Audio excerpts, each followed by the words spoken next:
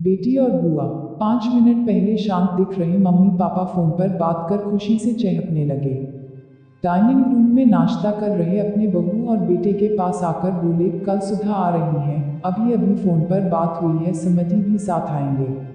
शशि, तुम कल दोपहर 4 बजे एयरपोर्ट चले जाना दोनों को लेने। इस सुधा को और कोई काम नहीं है क्या?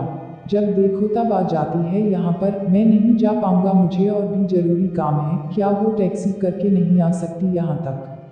शशि गुस्साए आवाज में बोल पड़ा। अपने बेटे के मुंह से अपनी बेटे के लिए ऐसे बोल सुन माँ एकदम दंग रह गई। अरे, तबीयत तो ठीक है ना तेरी? कैसी पागलों की तरह बात कर रहा है? घर में 2 गाड़ियां होते हुए बहन को टैक्सी में आने के लिए कहता है।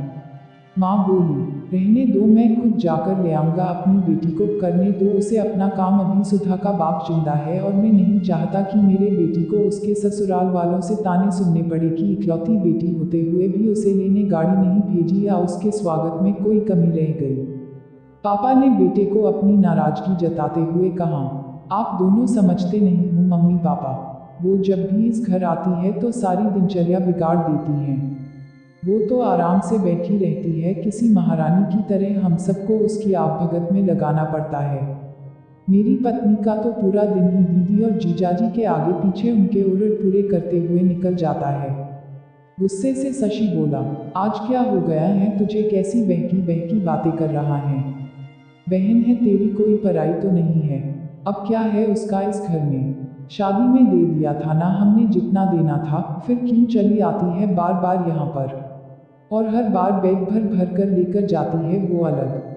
आपको समझना चाहिए वो सिर्फ हमें लूटने आती है और कुछ नहीं। शशि ने तंज कसते हुए कहा, तुझे क्या अगर वो यहाँ से थोड़ा कुछ ले जाती है तो? ये सब मेरी मेहनत की कमाई है और मैं जो चाहूँ करूँ, चाहूँ तो पूरा सुधा को दे दूँ। पापा गुस्से से लगभग कांपते हुए बोले। अब शशि अपनी आवाज़ धीमी करते हुए बोला, मैं कहाँ कुछ नई बात कर रहा हूँ मम्मी पापा। मैं तो वही बोल रहा हूँ जो मैंने बरसों से बुआ के साथ होते हुए देखा है। आज अपनी बेटी के खिलाफ 2 शब्द क्या सुन लिए आप तो गुस्से से लाल हो गए। जरा सोचिए, जब आप बुआ के साथ ऐसा व्यवहार करते थे तब दादी को कैसे लगता होगा। बुआ जो हम पर इतनी जान छिड़कती है, आपने कभी उनके और उनके ससुराल वालों के मान सम्मान के बारे में परवाह नहीं की। उन्होंने कभी भी आपसे कुछ नहीं मांगा, बल्कि हर बार वो अपने साथ कुछ ना कुछ लेकर ही आती, लेकिन आपका व्यवहार कभी भी उनके साथ अच्छा नहीं रहा। दादी ने भी आपसे कभी नहीं कहा कि मेरी बेटी को पैसे दे दो या कुछ खरीद कर दे दो, फिर भी दादी को आपके यहाँ इतनी भी परवानगी नहीं थी कि वो अपनी बेटी को कुछ दिनों के लिए अपने पास बुलाकर रहने दे। अपनी बेटी का ऐसा अपमान वो सहन नहीं कर पाए, इसलिए वो गांव में पुराने घर में अकेली रहने चली गई।